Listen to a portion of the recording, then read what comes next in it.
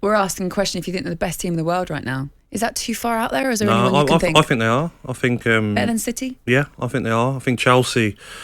You look at the game last night, and you look at that Juventus team. Chiesa, who was outstanding in the Euros, done great against England, didn't have a sniff. You know, Rudiger for me probably is the best centre half in the world at the moment. The way he's playing, so organised. Even when an attacker receives the ball, it's like there's 3 defenders there. I'd hate to play against this Chelsea defence at the moment, and just beating Juventus 4-0. Juventus worse result in the Champions League. In the Champions League. So it's amazing. For me, best team in the world, best centre half in Rudiger, and best right back, wing back in Reece James in the world. Talking about Gab, I was going to say to you, mate, the quality of finishing I thought was immense, particularly the first couple of goals. Wow. The third goal was a great goal, Hudson-Odoi, but I've watched it 3 or 4 times. I'm still not sure about the quality of Juventus defending, which is an amazing thing to say. However, it was a brilliant goal. But equally, goalie's made 2 great saves, and Thiago Silva's clearance. There's just, I think I'm looking at Chelsea, Gab, and there's just a real desire for everybody to do their own jobs. You know, they're on fire. But I think what the big thing about Chelsea is that their manager will drop you. Yeah. Like Alonso starting the season, didn't he? And was man of the match 3 games in a row. Chilwell couldn't get anywhere near it. He comes in, Chilwell. He's playing the best football of his career. Alonso can't get back in. Azpilicueta's on the bench, can't get a game.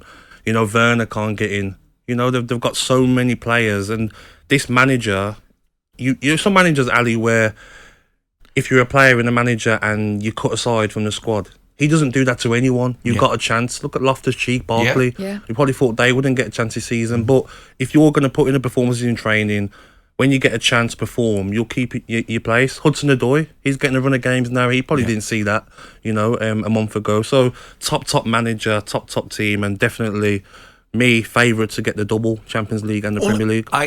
Listen, the only thing I would say to you, mate, and I don't necessarily disagree with you, but I said to Woodsy, a wee reminder, the only team that's gave them a going over was Manchester City, and I thought it was a proper going over. Do you think he made a mistake in that game though, of maybe being too scared?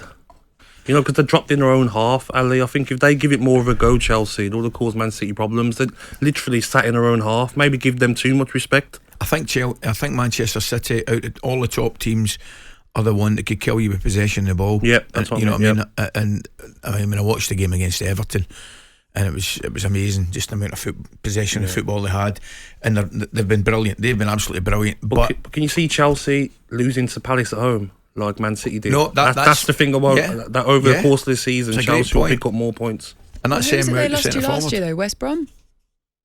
I can't remember that long ago. Wasn't it West Brom 5-0 or something ridiculous? So but if they don't do that this season though, and Man City do, then but it will be tough. Lukaku to come back in, even though he sort of dipped in terms of his goal scoring before he got injured. So what we're saying, because you made some big statements there. See, Chelsea best club in the world, Rudiger best centre back in the world. What about their academy? Because you can just see, see that investment filtering down now, really coming through. They've had a brilliant academy for some years, but actually managing to utilise it. I mean, the players that they even send out on loan is unbelievable. At first, when I was at Villa, when you used to see the players go into the Dutch league and different leagues, at first I was like, these players going to get a chance when they come back. Some of them don't, but as an investment, it's working for Chelsea, isn't it? Send them out on loan, they get a fee for the players going to some of them are into Vitesse. Yeah. You know, and it works, doesn't it? Then some of them come back and get a chance, some of them might not and go back on loan. I think it works.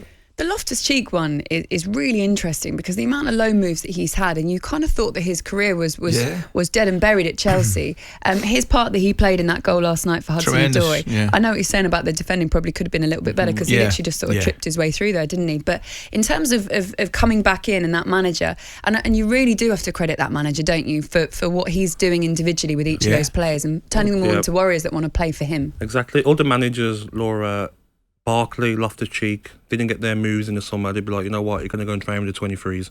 Ruthless managers out there. This manager's like, all right, I'm going to give you a chance in training, work hard in training, show me you want to play for Chelsea. They've probably done that, the likes of Loftus-Cheek. When you get a chance, show me on the pitch what you can do. And Loftus-Cheek's doing that, so he's getting more minutes on the pitch. So top management for me.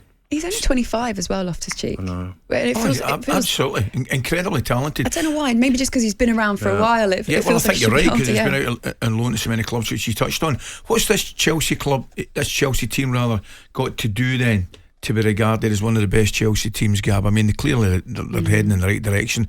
Do you seriously see them retaining the Champions League? And look at that side, was it 2005 Drogba, and think that was a wonderful side too. I think, like you said, that the Champions League again, you know, the era of John Terry, Drogba, Lampard, you know, that was a special team. The Champions League they won, the Premier League titles. But this team, honestly, Ali, like, no one will want to play this team. Michael Carrick must be in his office this morning thinking, wow, we've got to go and play Chelsea on the weekend. Where do you start? Like, I watched Michael Brighton, who I know quite well, against Chilwell last weekend, and Chilwell was just like a nightmare. He was running inside to midfield and making runs, like strange runs where during my era of playing, fullbacks would never even think of making.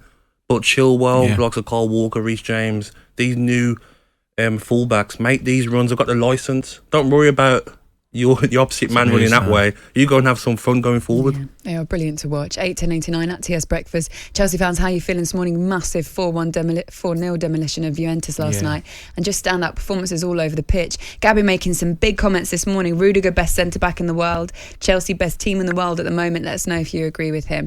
talkSPORT Breakfast with Laura Woods. Monday to Wednesday morning 6 till 10. On AM, on DAB, via the talkSPORT app and on your smart speaker. talkSPORT.